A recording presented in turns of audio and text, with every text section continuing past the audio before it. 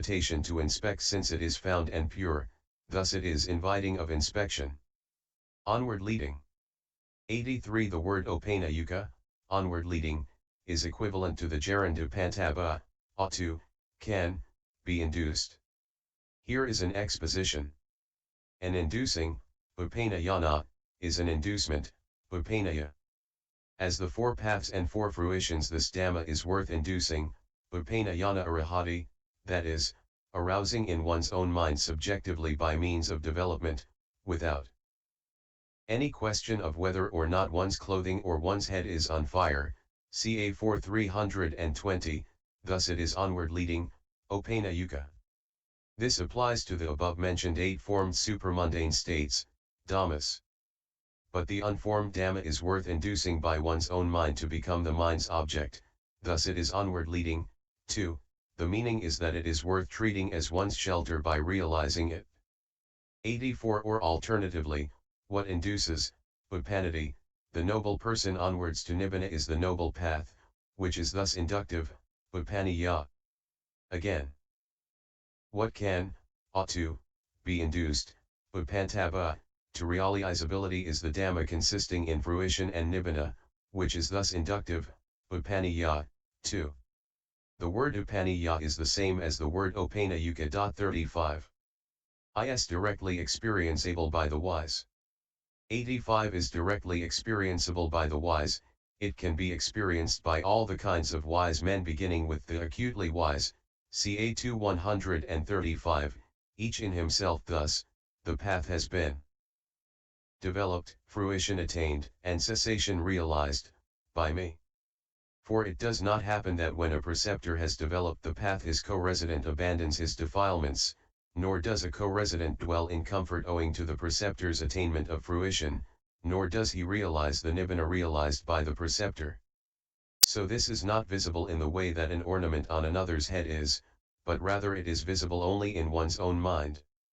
What is meant is that it can be undergone by wise men, but it is not the province of fools.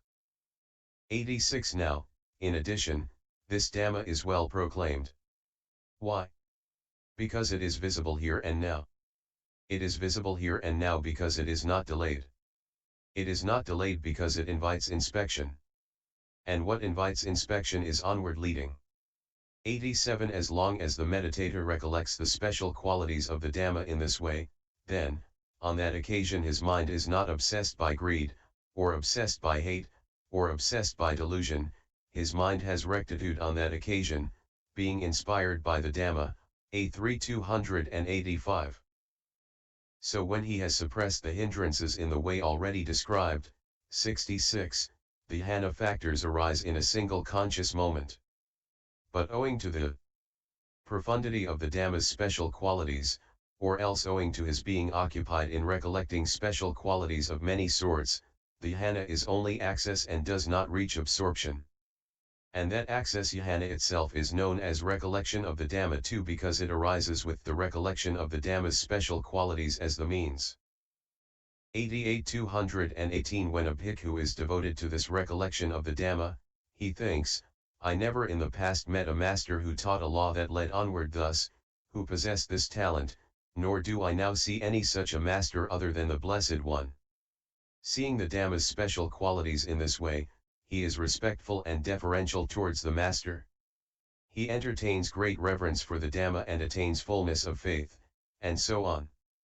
He has much happiness and gladness. He conquers fear and dread. He is able to endure pain.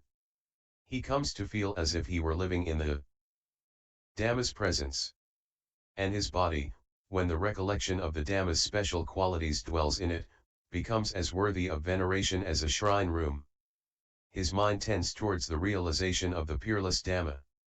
When he encounters an opportunity for transgression, he has vivid awareness of conscience and shame on recollecting the well-regulatedness of the Dhamma. And if he penetrates no higher, he is at least headed for a happy destiny. Now, when a man is truly wise, his constant task will surely be this recollection of the Dhamma blessed with such mighty potency. This is the section dealing with the recollection of the Dhamma in the detailed explanation. 3. Recollection of the Sayagga. 89 One who wants to develop the recollection of the community should go into solitary retreat and recollect the special qualities of the community of noble ones as follows. The community of the Blessed One's disciples has entered on the good way, the community of the Blessed One's disciples has entered on the straight way, the community of the Blessed One's disciples has entered on the true way, the community of the Blessed One's disciples has entered on the proper way, that is to say, the 4 pairs of men, the 8 persons. This community of the Blessed One's disciples is fit for gifts, fit for hospitality, fit for offerings, fit for reverential salutation, as an incomparable field of merit for the world. A3 286. Entered on the good, straight, true, proper way. 90 Herein, entered on the good way, supipana, is thoroughly entered on the way, suhupipana. What is meant is that it has entered on a way, pipana, that is the right way, samapipada, the way that is irreversible, the way that is in conformity with truth, the way that has no opposition, the way that is regulated by the Dhamma. They hear, suonti, attentively the Blessed One's instruction, thus they are his disciples, savaka, lit. Hearers. The community of the disciples is the community of those disciples. The meaning is that the total of disciples forms a communality because it possesses in common both virtue and right view. 219 That right way, being straight, unbent, uncrooked, unwarped, is called noble and true and is known as proper owing to its becomingness. Therefore the noble community that has entered on that is also said to have entered on the straight way, entered on the true way, and entered on the proper way. 91 Those who stand on the path can be understood to have entered on the good way since they possess the right way. And those who stand in fruition can be understood to have entered on the good way with respect to the way that is now past, since by means of the right way they have realized what should be realized. 92 Furthermore, the community has entered on the good way because it has entered on the way according as instructed in the well-proclaimed Dhamma and discipline, Dhammavinya, and because it has entered on the immaculate way. It has entered on the straight way because it has entered on the way avoiding the 2 extremes and taking the middle course, and because it has entered on the way of the abandonment of the faults of bodily and verbal crookedness, tortuousness, and warpedness. It has entered on the true way because nibbana is what is called true, and it has entered on the way with that as its aim. It has entered on the proper way because it has entered on the way of those who are worthy of proper acts of veneration. 93 The word yadide, that is to say, equals yani imani. The 4 pairs of men, taking them pairwise, the one who stands on the first path and the one who stands in the first fruition as one pair. In this way there are 4 pairs. The 8 persons, taking them by persons, the one who stands on the first path as one and the one who stands in the first fruition as one. In this way there are 8 persons. And there in the compound purisa pugala, persons, the words purisa and pugala have the same meaning, but it is expressed in this way to suit differing susceptibility to teaching. This community of the Blessed One's disciples, this community of the Blessed One's disciples taken by pairs as the 4 pairs of men, purisa, and individually as the 8 persons, purisapagala, fit for gifts. 94 As to fit for gifts, etc., what should be brought, anitva, and given, upanetabba, is a gift, ahuna, lit. Sacrifice. The meaning is, what is to be brought even from far away and donated to the virtuous. It is a term for the 4 requisites.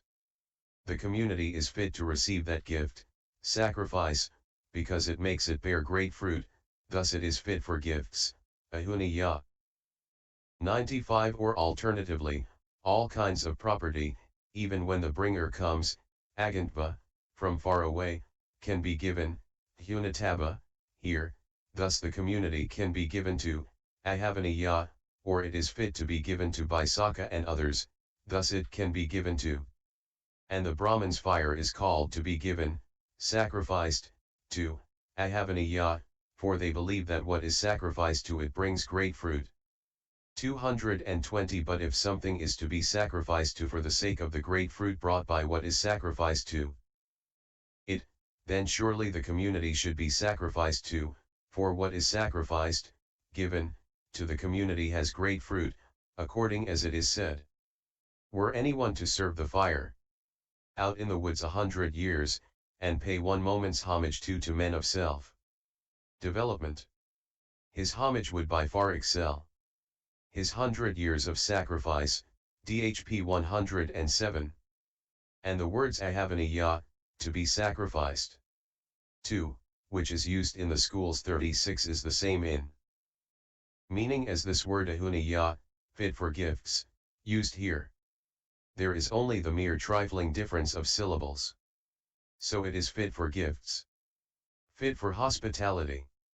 96 Fit for hospitality, pahunaya hospitality, pahuna, is what a donation to visitors is called, prepared with all honors for the sake of dear and beloved relatives and friends who have come from all quarters. But even more than to such objects of hospitality, it is fitting that it should be given also to the community, for there is no object of hospitality so fit to receive hospitality as the community, since it is encountered after an interval between Buddhas and possesses wholly endearing and lovable qualities. So it is fit for hospitality, since the hospitality is fit to be given to it and it is fit to receive it.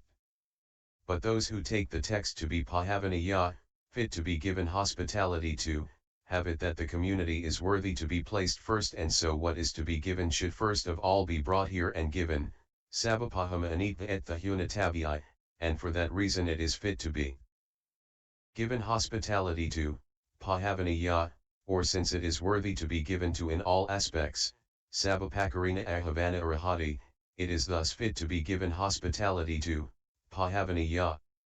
And here this is called pahunaya in the same sense. Fit for offering. 97 Offering, dakyo, is what a gift is called that is to be given out of faith in the world to come. The community is worthy of that offering, or it is helpful to that offering because it purifies it by making it of great fruit, thus it is fit for offerings, dakyo. Fit for salutation. It is worthy of being accorded by the whole world the reverential salutation, anjalikama, consisting in placing both hands palms together above the head, thus it is fit for reverential salutation, anjalikarya. As an incomparable field of merit for the world. 98 As an incomparable field of merit for the world, as a place without equal in the world for growing merit, just as the place for growing the king's or minister's rice or corn is the king's rice field or the king's corn field, so the community is the place for growing the whole world's merit. For the world's various kinds of merit leading to welfare and happiness grow with the community as their support. Therefore the community is an incomparable field of merit for the world. 99 As long as he recollects the special qualities of the Sangha in this way, classed as having entered on the good way, etc., 221 Then, on that occasion his mind is not obsessed by greed, or obsessed by hate, or obsessed by delusion, his mind has rectitude on that occasion, being inspired by the Sangha, A3 286. So when he has suppressed the hindrances in the way already described, 66, the dhamma factors arise in a single conscious moment. But owing to the profundity of the community's special qualities, or else owing to his being occupied in recollecting special qualities of many sorts, the dhamma is only access and does not reach absorption. And that access dhamma itself is known as recollection of the Sangha too, because it arises with the recollection of the community's special qualities as the means. 100 When a bhikkhu is devoted to this recollection of the community, he is respectful and deferential towards the community. He attains fullness of faith, and so on. He has much happiness and bliss. He conquers fear and dread. He is able to endure pain. He comes to feel as if he were living in the community's presence. And his body, when the recollection of the Sangha's special qualities dwells in it, becomes as worthy of veneration as an uposatha house where the community has met. His mind tends towards the attainment of the community's special qualities. When he encounters an opportunity for transgression, he has awareness of conscience and shame as vividly as if he were face to face with the community. And if he penetrates no higher, he is at least headed for a happy destiny. Now, when a man is truly wise, his constant task will surely be this recollection of the Sayagya blessed with such mighty potency. This is the section dealing with the recollection of the community in the detailed explanation. 4. Recollection of virtue. 101. One who wants to develop the recollection of virtue should go into solitary retreat and recollect his own different kinds of virtue in their special qualities of being untorn, etc., as follows. Indeed, my various kinds of virtue are untorn, unrent, unblotched, unmottled, liberating, praised by the wise, not adhered to, and conducive to.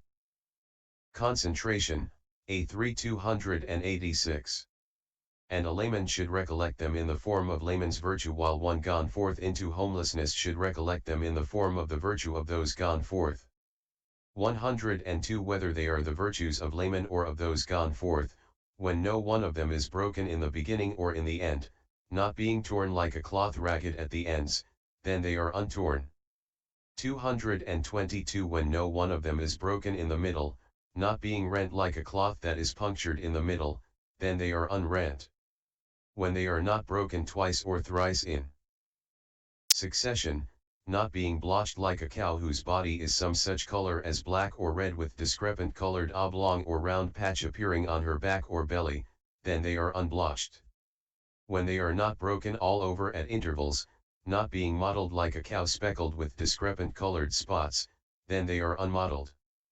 103. Or in general they are untorn, unrent, unblotched, unmottled when they are undamaged by the 7 bonds of sexuality, I.144, and by anger and enmity and the other evil things, c. 59. 104. Those same virtues are liberating, since they liberate by freeing from the slavery of craving. They are praised by the wise because they are praised by such wise men as enlightened ones.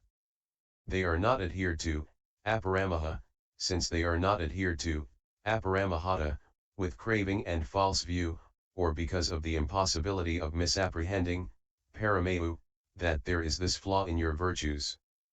They are conducive to concentration, since they conduce to